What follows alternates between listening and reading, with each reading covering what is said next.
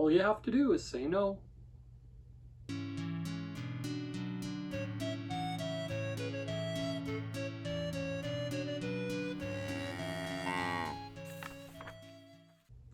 Hi everyone, I'm Jacob. I'm the CowHatLibrarian, and I was excited about this one.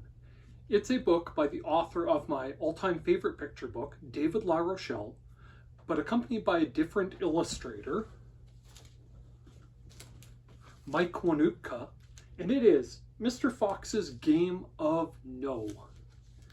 As the story starts, Mr. Fox has a game to play with the reader. Every time he asks a question, the reader has to say no. Otherwise, if they accidentally say yes, the reader has to go all the way back to the beginning of the book and start over again. And then he asks, "Are you ready to play?" Oops, did you say yes? If you did, then go back to the beginning and try again. And as the story progresses, Mr. Fox has more and more ridiculous things to get people to give in and say yes, like asking if they would like an enormous ice cream sundae, or a vacation to Hawaii, complete with $1 million billion.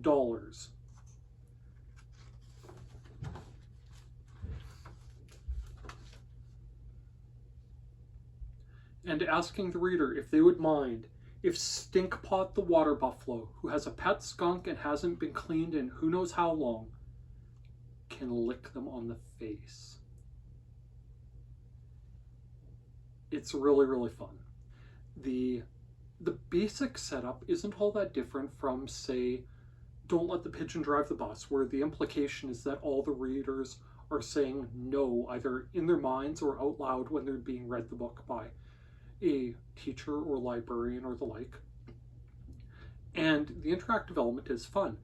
I read this to my 7 and 9-year-old daughters, and they thought it was a lot of fun. The only problem was they were probably too old to be this book's target audience, because except for that first page fake out that got one of them, they only said yes once to the entire book, and the rest of the time they came up with alternatives like sure and fine and good and yeah, that would be okay and obviously. So they still had fun with it, but it wasn't as effective as it would have been for a younger crowd. So for that reason, I recommend this for probably the 3 to 5, 3 to 6-year-old range maybe. I think they would be the ones who'd be best equipped to have the most fun with it. Now, the premise that you should return to the front of the book every time someone says yes. For story time in a classroom or in a library, that's going to be a disaster for obvious reasons. So I encourage you to push through much like I did. But if you're working in one-on-one reading where it's just you and the child, and they're not the type of child who will say yes at an inopportune time just to force you to reread it, it would be a lot of fun to read it, the right way, following Fox's rules and starting from the beginning every time.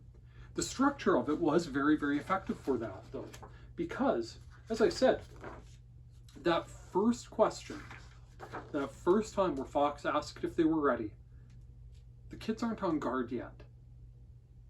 And naturally, they want to say, well, yeah, of course I'm ready. And they said yes.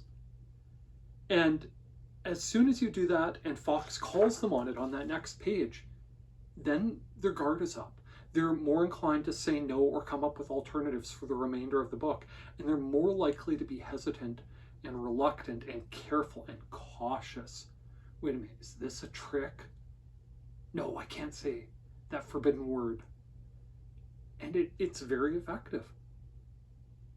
The structure is fantastic. I've praised David LaRochelle's writing in the past.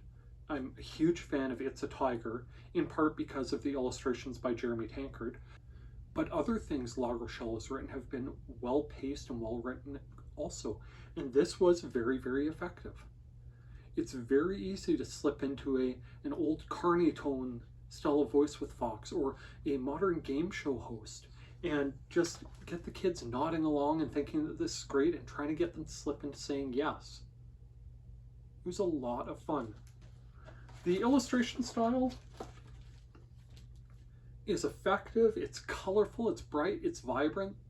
Even though there's just the one character and backdrops and other items to be following, it's very effective, very appealing.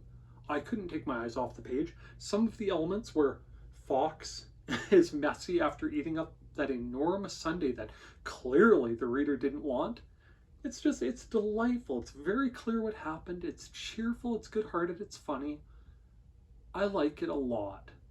If the children in your life like books where they're expected to respond to them with yes or no, if they like books that break the fourth wall a little bit, if they like Don't Let the Pigeon Drive the Bus, if they like things like Melanie Watts' You're Finally Here or Have I Got a Book for You, this would be a natural book to follow up with.